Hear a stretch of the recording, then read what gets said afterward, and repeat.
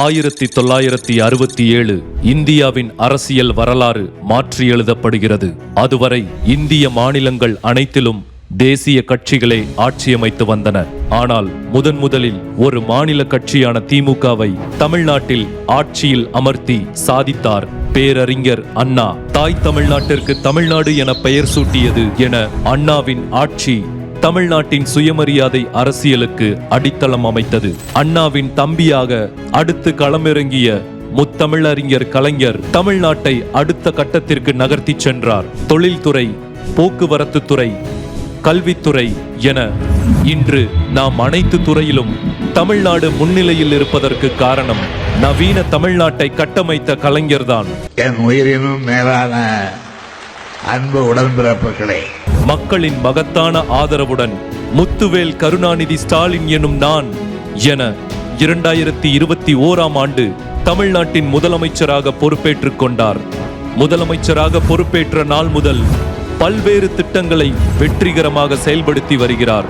கலைஞர் மகளிர் உரிமை தொகை திட்டம், நான் முதல்வன் திட்டம், மகளிர் விடியல் பயண திட்டம், ஏழை எளிய பள்ளி மாணவர்களின் பசியாற்றும் காலை உணவு திட்டம், புதுமை பெண் திட்டம், தமிழ் புதல்வன் திட்டம் என மக்களுக்கான நலத்திட்டங்களை பார்த்து செயல்படுத்துவதோடு மட்டுமல்லாமல் அனைத்து துறைகளிலும் தமிழ்நாட்டை முன்னணிக்கு கொண்டு வந்திருக்கிறார் நமது திராவிட மாடல் முதலமைச்சர்.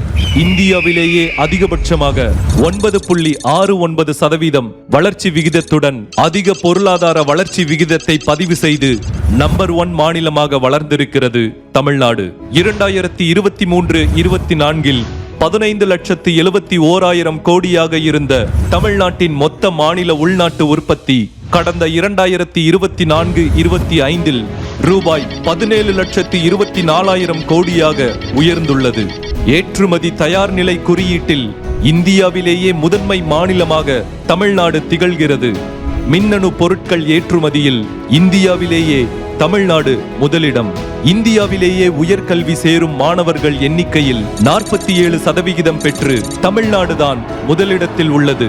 நமது திராவிட மாடல் அரசு பொறுப்பேற்ற இந்த 4 ஆண்டுகளில் மக்கள் நலனுக்காக பல்வேறு சிறப்பு திட்டங்களை செயல்படுத்தி தமிழ்நாட்டு மக்களின் வாழ்வாதாரத்தை உயர்த்தியுள்ளது.